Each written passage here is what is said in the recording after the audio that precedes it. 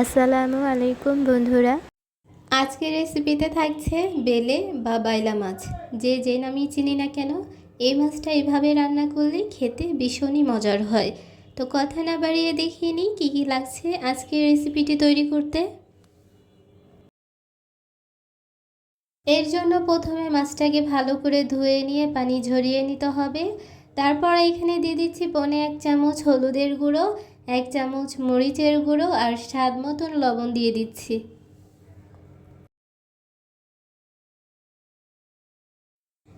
এখন মাছটাকে ভালো করে মেখে নিব। মাছগুলোকে আলতো হাতে মাখতে হবে যাতে ভেঙে না যায়।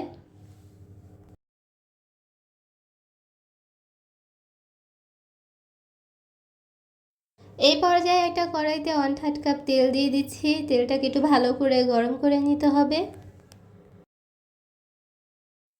তেলটা যখন গরম হয়ে যাবে তখন সবগুলো মাছ একসাথে দিয়ে দিব। মাছগুলোকে আমি প্রায় 15 মিনিটের মতো হাই হিটে ভেজে নিয়েছি। এখন মাছগুলোকে উঠিয়ে নিব।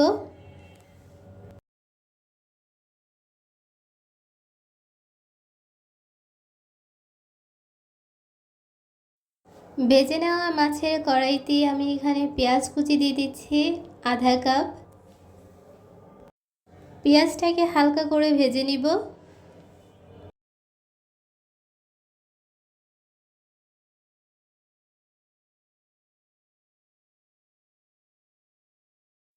পেঁয়াজটা ভাজা হয়ে গেলে এখানে হাফ চামচ হলুদের গুঁড়ো, হাফ চামচ মরিচের গুঁড়ো আর হাফ চামচ ধনিয়ার গুঁড়ো দিয়ে এটাকে ভালো করে কষিয়ে নিতে হবে।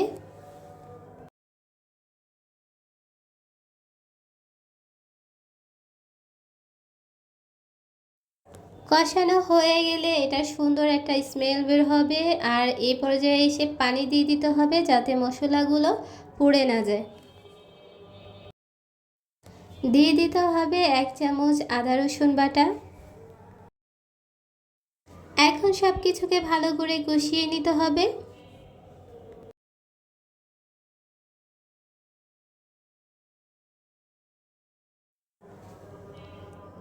কষানো হয়ে গেলে স্বাদ মতন লবণ দিয়ে মিশিয়ে নিতে হবে।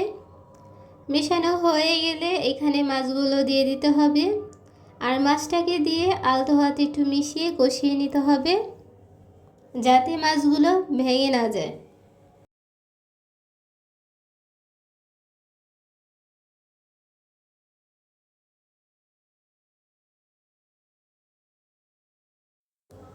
মশলার সাথে মাছগুলো কষানো হয়ে গেলে পরিমাণ মতো পানি দিয়ে এটাকে রান্না করতে বসিয়ে দিব 15 থেকে 20 মিনিটের জন্য।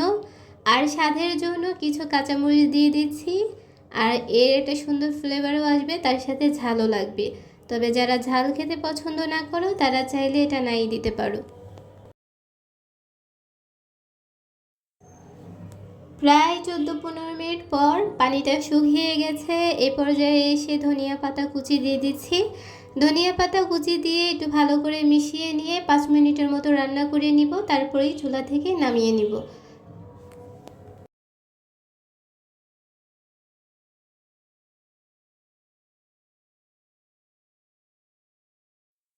তৈরি হয়ে গেল ভীষণ মজার বেলে মাছ কিংবা বাইলা মাছ। এই মাছটা যদি এভাবে রান্না করা হয় এটার স্বাদ অনেকটাই বেড়ে যায়।